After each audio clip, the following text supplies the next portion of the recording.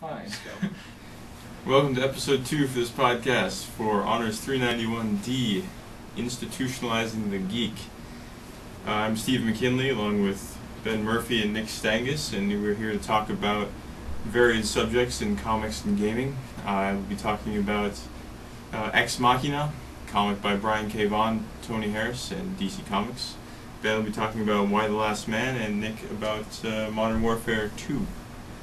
I guess I'll kick it off again with Ex Machina. Today I'll like to focus a little bit more about the sophistication in comics that has been showing up lately. I guess forever, but now it's being more played out. And in this Ex Machina, we see a lot of high-level political stuff, kind of like gay marriage and censorship, as the character Tony Mitchell, or Tony Mitchell 100, is now the first mayor ever with superpowers, and he's been outed as having superpowers, and that has really helped him getting into office to begin with. But he uses his power as a mayor to allow people to have gay marriage illegally, I suppose, but he allows it on his, what do you call the mayor's abode, the office, mayor's office, mayor's citadel or something. Okay. Yeah, whatever you want to go with there. Also, he has a lot of censorship issues in this novel, as one local artist tries to get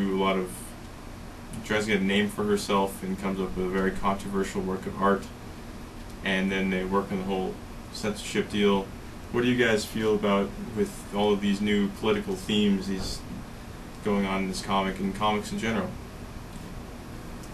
Well, I haven't read Ex Machina, but it seems, well, I'm not sure, but is the gay marriage type thing supposed to be a parallel of the real world? Like, are they trying to make any specific points or anything like that? Yes, I think they were just trying to show that it could be done by a motivated individual.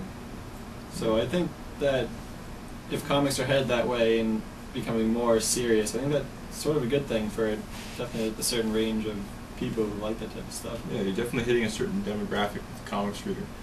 And now a comics writer and artist can get an even more profound message across through the media.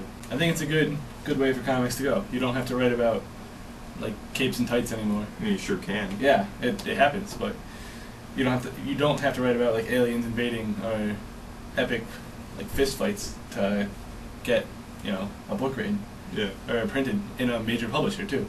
And I feel it's like a lot more fun way to read and learn about this stuff, and to engage yourself in deep thought about this. It's a nice blend of like fantastical elements and realism.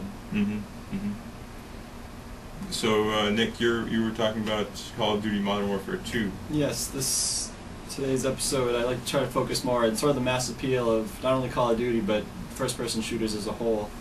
Part of it is sort of just the reality of how nice the games are starting to look nowadays. Not only is like the PS3 is HD, Blu-ray disc, all that stuff, but they also have huge multiplayer games where you can pretty much play with anyone around the world. Part of the appeal, I think, is definitely the replay value. When I go out to buy a game nowadays, it pretty much has to be online because I know I'll be playing it for a long time. The overall experience of these types of games, especially the first-person shooters like Call of Duty, they get very intense, and it's really a way to sort of escape from the real world, just go into your own zone playing these games and sort of have fun for a few hours. And those are sort of the main points of the main topics of the mass appeal of these types of games. I know, Steve, you play FPSs. What do you think? Way too many hours into those. Yeah. I feel like in the case of Call of Duty 2, it was meant for multiplayer, and the single player was merely icing on the cake. I mean, the single player campaign was like 4 hours long, maybe. Right. I mean, most single player games nowadays are like 24 to 30 hours. Like Fallout 3, I spent an exorbitant amount of time doing missions on that. Far Cry 2, also the same. It just goes on and on and on and on. But there's another subset of these games that focuses on the extreme opposite, where it's all about these little experiences you have in each game, little 5-minute games. Exactly. It's not even that they sort of just continued from Call of Duty 4. It's that they totally revamped the multiplayer situation with new types of customization, new ways for the player to get involved into the game. And I think that even though the single player isn't at the forefront of this game, it doesn't matter. I was reading it's the third most bought game all time or something, and it's probably 90% because of the multiplayer. So there's definitely obviously a driving force for people to buy these games, just for the replay value, being the multiplayer experience, which I brushed on last time, and just the overall fun of these types of games. They represent something that you can't normally do in real life. Yeah. It's an experience that you can't get, even if it's a video game. It's something that you can't do. You're never going to do this. It's never going to happen. Shoot up the favela in Brazil. It's a simulation of something that... Right. I mean, you'll always have the sports games that come out every year sort of rehashing the same thing. And although this is sort of similar, it's a different kind of fun in that the experience you have with playing with real people and getting that joy when you beat them, I don't know, I don't think it can compare to the other types of games that are similar multiplayer-wise. It's true. I've got a problem with a basketball game or a soccer game, because I could go outside and play basketball. I mean, I might not be able to dunk or anything like that, but I can go enjoy that experience for myself and make that experience for myself. But going and flying a helicopter over a village and blowing up things... Slitting someone's throat from behind. Yeah, that too. Stuff like that. You just can't do that in real life, and that's why we have those games. And I mean, obviously these types of games have their controversies with the amount of violence, the amount of killing, all that stuff, but if you're a normal individual, you'll be able to draw the line between reality and gaming, and I think that's where most people fit in. That's what makes it fun. Yes, it's like living a movie. Exactly.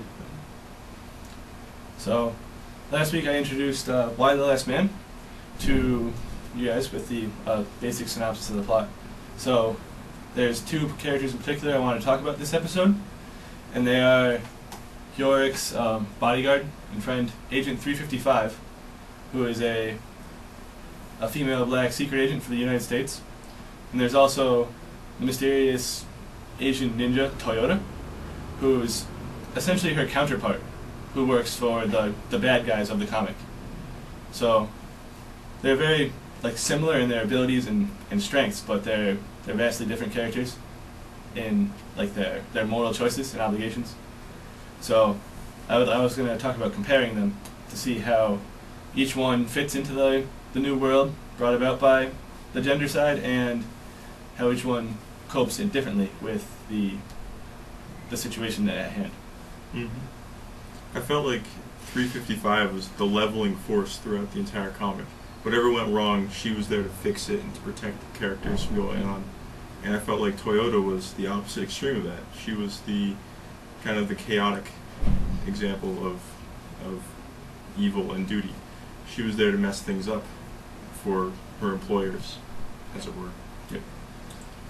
I'd say I agree with that. In 355, throughout the storyline, she's following her orders, doing whatever it takes to make sure Yorick's safe, and she's doing it for the greater good, regardless of what some people say. But Toyota, on the other hand, she's pretty much driven by the fact that she thinks she'll be eternal with the clones of her.